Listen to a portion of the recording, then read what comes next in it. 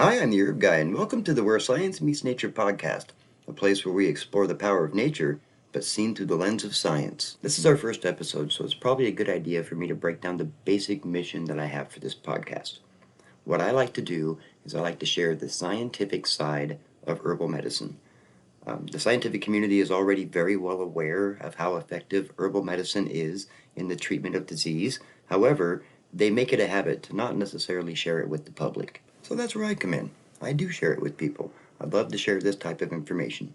If you don't already follow me on other social media platforms, I do have a TikTok channel, which is called Science Meets Nature, my Instagram, where Science Meets Nature, my YouTube channel, where Science Meets Nature, and of course I do have a Patreon page, patreon.com/theherbguy. So now that that's been said, I'm going to give you some basic history on how this whole journey started for me.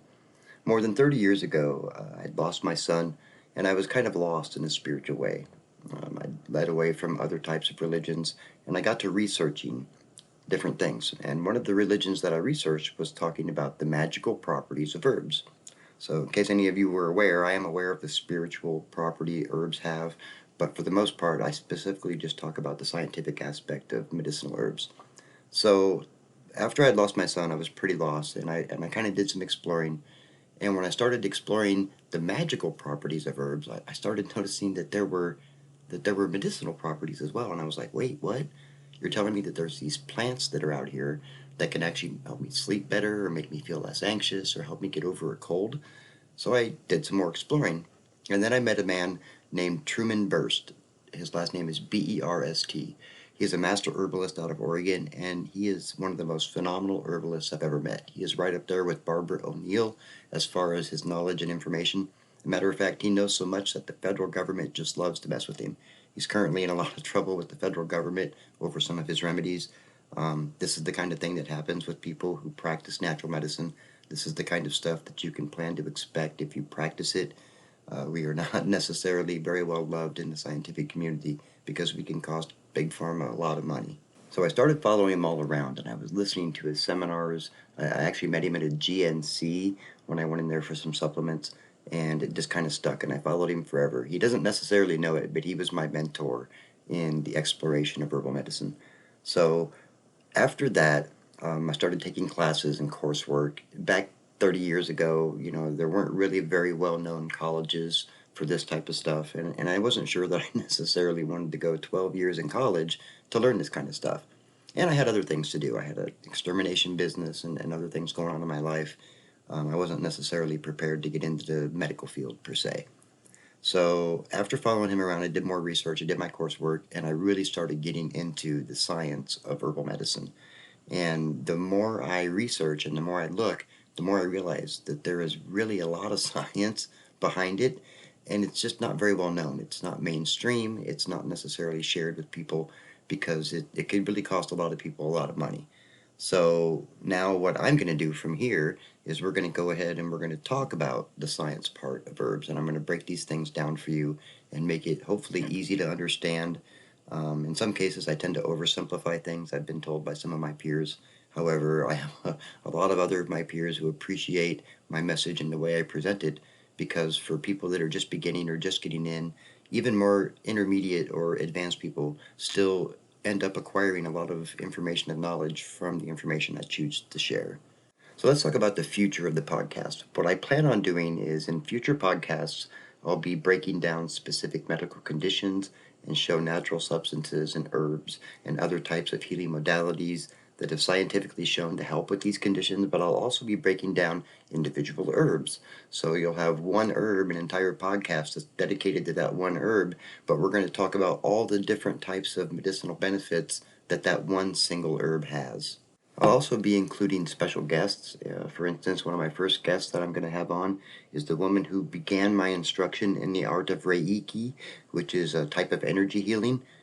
She is a Reiki master. She's agreed to do one of the episodes with me.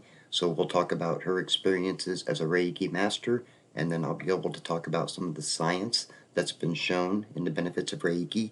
For those of you who are unaware, hospitals here in the United States are actually known to have Reiki practitioners in their hospitals now for patients to use because of the benefits, or at least the purported benefits, of how Reiki can work. So in regards to this particular platform, you're not going to see a lot of remedies. You're not going to necessarily see a lot of recipes. That's not what this platform is for. This platform is purely for the educational part of the scientific aspect of plant healing. If you want to see remedies, if you want to see how-tos and things like that, those are the kinds of things you need to go over to my social media platforms, my TikTok, my other YouTube channels. Those are the ones where I show that kind of stuff. For the purposes of this podcast, we are strictly going to stick with the scientific aspect. So that way we can show the average person who may be unaware that there is a lot of science behind this, and maybe this will get them interested enough to maybe do a little bit of research on their own health. Let's start this conversation with what is a plant? If you want to look at it from purely a chemical viewpoint, plants really only have a few things that make a plant unique. You have water, which usually makes up anywhere between 70 to 80% of a plant's volume. You have fiber, which is what makes the plant, gives it its structure. And then you have chemicals, which are added to the water and into the fiber, and that is unique to each plant. Now, each plant has dozens and dozens of phytochemicals. Some plants, in fact, have been known to have over 150 chemical compounds in a single plant. Now, each plant has a specific combination of chemicals which makes that plant unique to other species. So when you look at it that way, and you look that each plant has chemicals, one thing we know for sure is that chemicals do have a direct impact on the human body. So if a plant has over 150 different chemicals, there's the likelihood that it's going to have many different types of benefits depending on how it's used. So since this is my first episode, one of the most important things that I need to do is to be able to pique your interest enough to want to listen to future podcasts. It only makes sense, right? So what I've decided is I've broken down 3 separate plants. Now, each one of these plants has its own set of specific chemicals. I'm not necessarily going to talk about the chemicals completely, but I am going to discuss how these plants have the ability to affect the human body on a molecular level, down to the point to where at least one of the plants is shown to stabilize human DNA and prevent mutation. Our first plant that we're going to talk about today, the name of the plant is Pho Tea. It's 2 separate words, Pho, F-O, -T. It comes from China. It was introduced to the United States in the mid-70s, and it didn't take us long, but we decided to rename it. It's also referred to here as Ho Xiao Wu. It's also referred to as He Xiao Wu, and it has a bunch of other names. Now, this plant has been used in traditional Chinese medicine for well over 1,000 years. So the first plant we're going to talk about today is Pho Tea, F-O-T-I. It has another name. It's also referred to as He Xiao Wu. It's also referred to as Ho Xiao Wu, but they are all really the same plant. They're the same plant identically. They have the same botanical or Latin name. So we just, when it got here in the mid-70s, it just got renamed. And instead of calling it Pho Tea, they started calling it Ho Xiao Wu. And as of now, it's kind of evolved even further, and some herbalists will refer to it as He Xiao Wu. Now, the history of this one is kind of interesting. The history of this goes back over 1,000 years in traditional Chinese medicine. This plant is found in Asia, and typically speaking, this is kind of a mainstay or a staple of traditional Chinese medicine. And the history of it goes that at one time there was a guy who got too drunk, and he was out and he passed out under this bush. And he was an older guy, and when he woke up, he thought, for whatever reason, he decided to make a tea out of the bush and started drinking tea from this bush. And what he noticed over time was that his gray hair was starting to get less gray, and his hair was thicker and fuller. And he used it over time, and over a period of time, so say the legends, eventually his gray hair turned black again. So, segue forward 1,000 years, and they've done research and they've discovered that not only does that plant potentially have those types of benefits, but they even have some other benefits that affect the body on more of a molecular level. So what the heck do I even mean by that, on a molecular level? Well, what they've discovered in laboratory settings and in clinical testing is that you have these little rods in your body, and they're called chromosomes. And the chromosomes are what make you you. And every now and then, those chromosomes will split. Well, I want you to think of a rod. And on the rod, I want you to put an end, a cap on the end of each rod. Well, those little ends on the caps are called telomeres. And every time that little chromosome splits, the telomeres get a little bit shorter every time because that's just how we age. Over time, the telomeres shrink. Well, what Fo-T has shown to do in laboratory settings and in a medical environment is that every time the chromosomes split, they don't shorten as quickly, right? So let's say, on an average, I'm just throwing out numbers that when it splits, it shrinks by 10. Well, in the case of the Fo-T, when it split, it only shrank by like 4. So, it had almost a 60% reduction in the shrinkage of the telomeres when the chromosomes split. So that's actually pretty impressive. That's slowing down the aging process potentially by about 40%. And if you think about that, that's actually pretty impressive. So here you have this plant that's buried in the ground. You dig it up, you process it, you clean it, you turn it into a powder, however you use it, and it is able, this plant, this thing that you typically step on, has the ability to affect your body on a molecular level. Now, is it saying that Fo-T is certain to do this? Well, no, not really, because they still haven't finished all their medical testing. Now, to be fair, a lot of those studies were done long enough ago. I would be more than willing to bet that they have probably developed some pharmaceutical drugs from this, specifically for the anti-aging. I keep reading in articles that they're coming out with more and more anti-aging drugs. It wouldn't surprise me if they've come up with a drug that was derived from some of the chemical compounds that come from Fo-T. Pharmaceutical companies are well known to strip the compounds and just use the compounds, which is why I feel like there are so many side effects when it comes to pharmaceuticals. Herbs are blended together in a specific way, which seems to reduce the side effects you would have rather than just taking out the specific compound.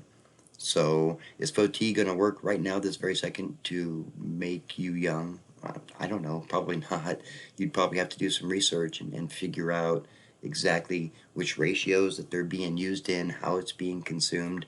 Are you using it as a tea? Are you taking it as an extract or capsules? A lot of these other factors are going to be what kind of a lifestyle do you have? What's your diet like? Do you exercise? Do you do your work on your biological machine to enable the Fo-T to work at its most optimal? I don't know. There's so many different variables with that. And the one thing that I most commonly say when it comes to natural healing and herbal medicine is that every body is different. Not everybody is different, because I mean everybody is different, but every space body is different.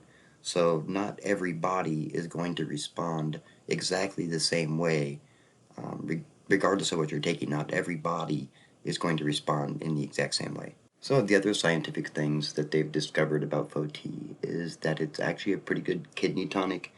There was a scare there for a while saying that Fo-T was bad for your liver, but if you look at those studies, that was because they usually give them so much that it was deliberately designed to see how much you could take in order for it to be toxic. So just like any other plant, any other compound, any other anything that you do, too much can often be not good.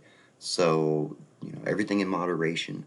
Typically speaking, when people use this plant, they drink 1 or 2 cups of tea a day over the course of time.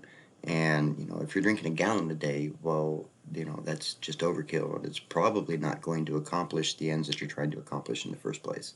Now, newer studies are showing that the exact opposite is true in regards to damage to the liver. A lot of the mainstream will say, oh, this is terrible for your liver, but some of the laboratory studies are showing that Fo-T is actually what's called hepatoprotective or liver protecting, and it has the ability to fortify and stabilize your liver function and actually give it a bit of a boost so your liver does what it's supposed to do a little bit better. It doesn't have the liver damaging properties that most people assumed that it did before. It's actually very protective and beneficial for the liver, again, as long as you're not using too much. To be fair, I could probably come up with at least a half a dozen other medicinal properties for this plant and spend an entire hour just on this one, but I did say that we were going to break it down and go through three separate herbs, so let's get on to the next one. The next one's pretty common. You usually find it in the northeastern part of the United States, the eastern part of the continent in general, pretty much east of Texas. It's called mayapple, also known as American mandrake, and for the most part this plant is pretty toxic. The fruit is not toxic. It looks like a very small apple, tastes somewhat like a Granny Smith apple, but you really wouldn't want to eat too many of them. Just like eating green apples, it would definitely give you a stomach ache, maybe even some diarrhea. But there's a lot of medicinal properties on this plant that most people aren't aware of, and it's actually pretty amazing. To be fair, there's a couple different versions of this particular plant.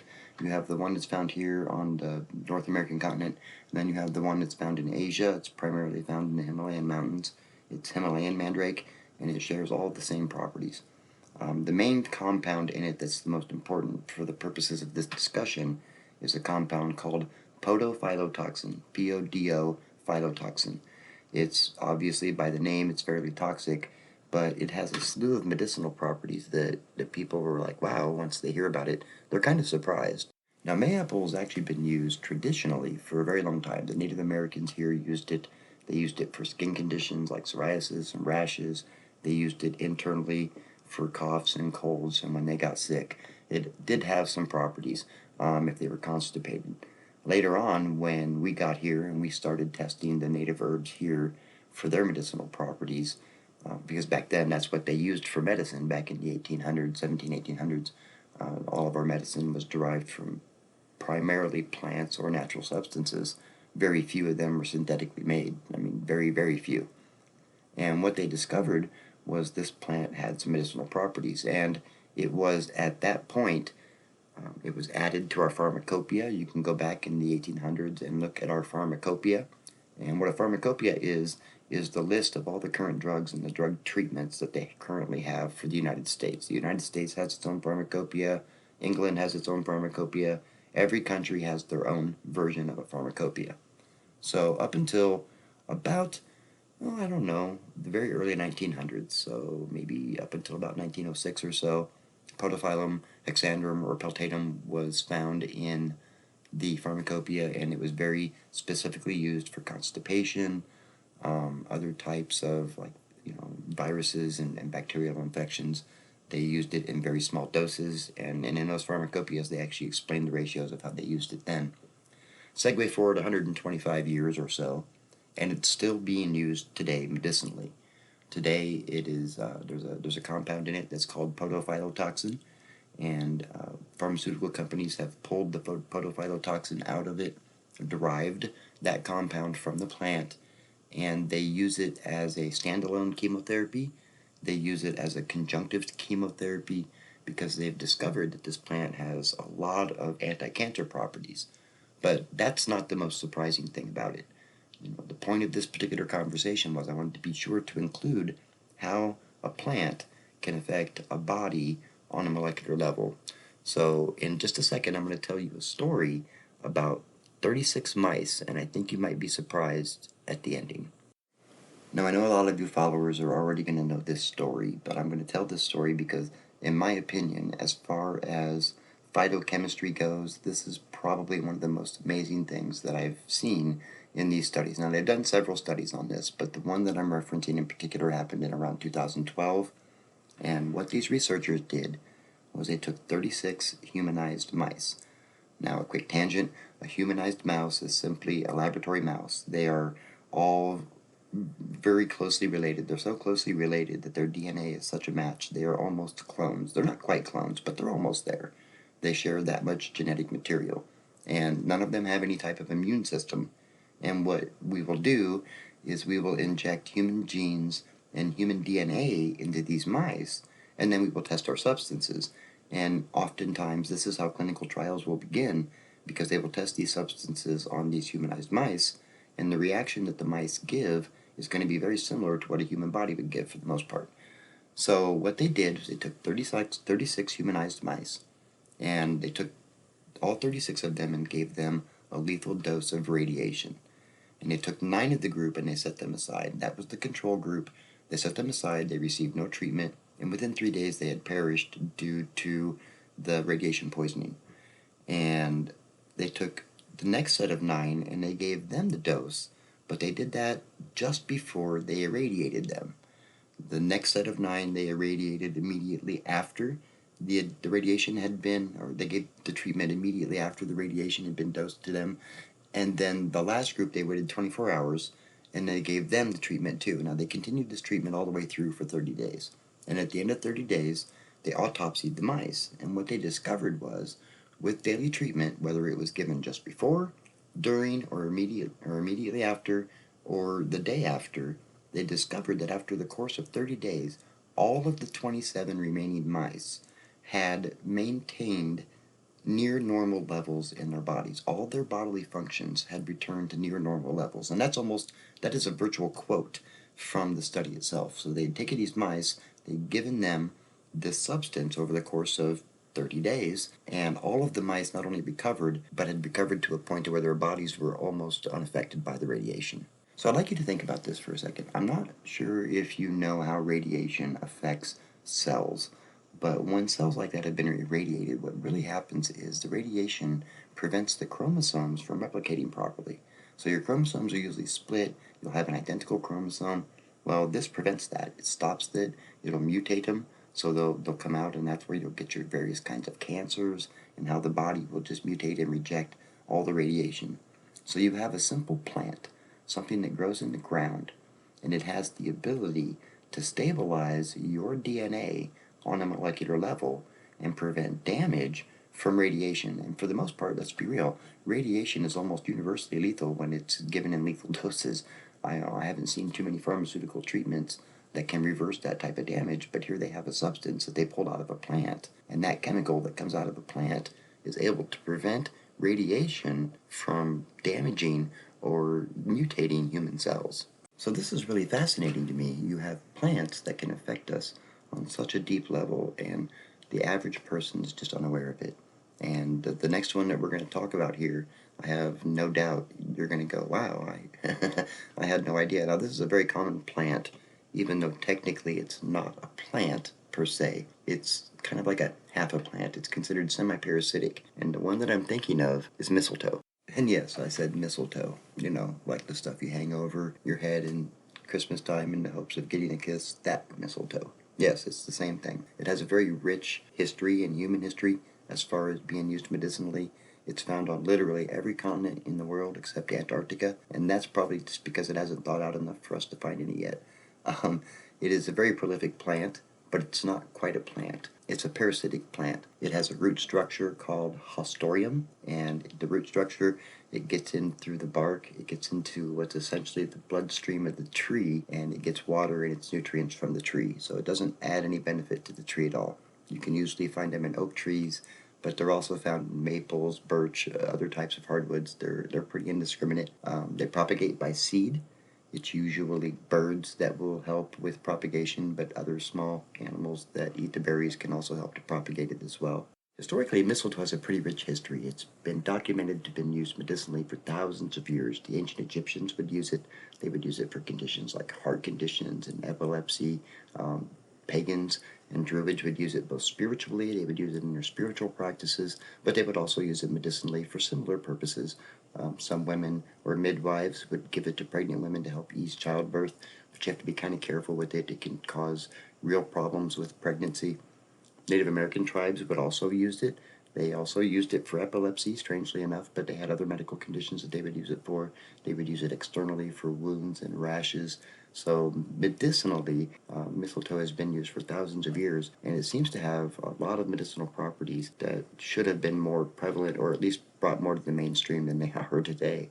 One thing that is mainstream, however, is the fact that there have been at least 8 separate pharmaceutical drugs that have been made directly from mistletoe. Now, we all know that pharmaceutical companies are unable to actually patent plants.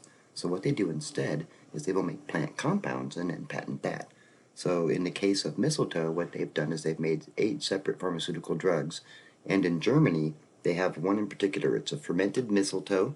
The name of the product is called Iscador, Iscador, And what Iscador is the number one cancer drug in Germany. That's the one that they use specifically to treat many kinds of cancers. It's used as a standalone therapy. It's used as a conjunctive therapy with chemotherapy and radiotherapy. It's very versatile. Now they have other drugs that are made from mistletoe as well, but I don't believe those ones are fermented. But this one in particular is a fermented mistletoe, and they actively use it. Doctors prescribe it. It's actively used as a medication. You can look this up, Iscador, and it's very, very versatile. I read a few studies about this particular product, and a few people have asked me, how does it work? Well, it seems to have an impact not only on the cancer itself, but also on the body. So on the cancer, apparently what it does is it kind of changes up the molecular structure of the cancer chromosomes, and it confuses the cancer enough to make it think that it's kind of a food source. It helps to prevent replication of cancer cells. It kind of helps to kind of essentially encapsulate the cancer in the spot that it's at. It helps to prevent it to spread and get to other places. But on the other hand, it also helps to fortify the body. So how does it fortify the body? Well, it modulates your immune response. Now, you have what are called immune boosters, which boost immune function, and then you have immunomodulators. Well, oftentimes with many kinds of cancer, the immune system will go crazy trying to attack that tumor because they recognize it as a foreign substance, and it gets so aggressive that it causes massive damage, which is why cancer can be so bad. So what the mistletoe seems to do is it modulates the immune response. So it helps to prevent the immune system from going haywire and going crazy and attacking that area and causing even more damage, which is counterintuitive, of course. It actually, and then it attacks the cancer too. So it's helping the body, it's attacking the cancer, so it's kind of like a two-in-one deal. So you have another plant that's actually able to stabilize human DNA, because that's another thing that it does, is it stabilizes the human DNA and helps to prevent the cancer from being able to mutate it. It affects the cancer on a molecular level in that it helps to prevent the cancer from separating or from splitting and metastasizing and causing more cells. And it also helps to modulate our immune response so that way our immune system isn't going crazy. This is all from just another plant. Obviously it's one that doesn't necessarily grow in the ground, it grows in a tree, but the concept remains the same. You have something from nature, and it's able to affect us on such a fundamental and on such a fine and molecular level. I also spoke about the versatility of this plant. This isn't the only thing that it's able to do. Cancer isn't the only thing that it's able to help with. What it seems to also be able to help with is studies have shown that as a cardiovascular herb. So people with high blood pressure, it can help to lower your blood pressure. People with low blood pressure, it can help to raise your blood pressure. If you have a weak heartbeat, it can help to strengthen the heartbeat overall. It helps to improve circulation. But again, that's only when it's used properly. Other things that it's known to do, it has antimicrobial properties. So it affects bacteria, it affects viruses, it has some pretty potent antiviral properties, it has antifungal properties, and of course it has anti-cancer properties. So it's able to affect all these different microorganisms that seem to be able to cause harm to humans. And see, that's what I find so interesting and intriguing about phytotherapy or plant therapy, is that these plants aren't just given to us and they do the work. There's an actual science behind it. There's more to it than just drinking a cup of tea, because it affects us deep down inside. Some of these plants that we talked about today will affect organ function by improving organ function, by protecting organ function. Some of them will directly fight microbes. As you can tell, every single one of them has a direct impact on us down to the molecular level. They're able to affect our DNA, they're able to affect our chromosomes, they protect them from damage, they protect them from mutation, and it all comes from a simple plant. And see, this is just barely scratching the surface on these three plants. And I was able to demonstrate quite a bit, at least I hope I was able to demonstrate quite a bit. In future episodes, when I break down a specific herb, I'll make sure to pull up the studies, I'll read the studies. There'll be links to those particular studies in the comments, so that way people will have access to it, or at least the description. I want to make sure that I am as accurate and as complete as possible when I give the information, but I also want to be sure that you have the ability to go and read that stuff once it's been posted. This could hopefully be a pretty lengthy podcast at some point. I think when I get some co-stars or at least guests in, and then I get some other people in, co-hosts, they could probably extend these a little bit longer. We could make them more informational. When I do this by myself, I have to have very strict notes, show notes, to be sure that I'm keeping on topic. And if I don't do that, I'll tend to go off on tangents. For those of you who know me, you'll know that's a thing. If we get somebody in the room with me and we're doing a podcast, they're going to also ask all the right questions. I don't always know exactly which questions to ask when it comes to doing these because I know the answers already. I just don't know what people are looking for. So I'm thinking in my next episode, I'm probably going to do something on diabetes, maybe cancer. I'm not sure which one. If you guys would have a preference or something like that, feel free to let me know in the comments. Expect future podcasts to be roughly an hour long. I'm going to try to make sure that they're as thorough as possible. If it's something like cancer, we'll talk about how cancer affects the body, and then we'll talk about different herbs and different natural substances and other types of healing modalities that have been shown to be beneficial for cancer. If we do heart disease, that's also a pretty easy one to cover. We could talk about the different causes of heart disease, different ways and methods that we can go about making our bodies a little healthier. And then, of course, we would break down the various herbs that have been used or that are currently being used to help improve overall cardiovascular function. When it comes to breaking down a specific herb, most likely a single podcast will cover one herb. For instance, if I say on my next video or my next podcast that I want to do dandelion, then I would break down dandelion for its basic components, all the different uses that it has, maybe any types of vitamins or minerals that it has, how you use it externally, how you use it externally. Here's what the science is saying, because believe it or not, on plants like dandelion, there is a ton of science and there is a ton of research out there on that particular plant. I'd also like to do a podcast on how do you start? Where do you start when you want to start getting healthy naturally? Where do you start at? Because believe it or not, it's not always about just starting with herbs. You really can't pill your way to better health. If somebody is on a pharmaceutical cocktail, it really makes zero sense to me to replace it with an herbal cocktail. Then instead of giving the pharmaceutical companies your money, you're giving the herbalist your money. From my perspective, it makes much more sense to find the root cause of the problem and then address it from there. Now, obviously, if it's a serious enough condition, you do want to start with herbs because these will help to alleviate the symptoms, maybe remove some toxins or whatever, but you don't want to stick with having to use the herbs. It makes more sense to make the basic lifestyle changes that you need to make first before you proceed to taking a bunch of herbs. Got to start at the bottom before you can work your way up to the top. Matter of fact, I just made up my mind. Here's what we're going to do. Episode 2, we're going to talk about viruses. All the episodes after that will be voted on by my patrons, and then I will make sure to make the announcement on that episode as to what the episode topic is going to be. We're going to try to keep it herb related. So in regards to viruses, we're going to talk about herbs, various herbs that impact viruses and how they impact the viruses. And in this episode, I'll be sure to include not only the efficacy of each individual herbs, but I'll also point out the efficacy or the benefits of using herb blends as a whole.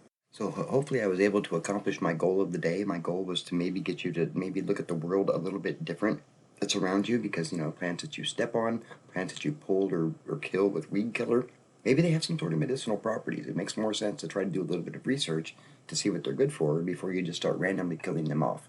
That's my main goal in this. Now stay tuned for episode 2. We're going to talk about viruses.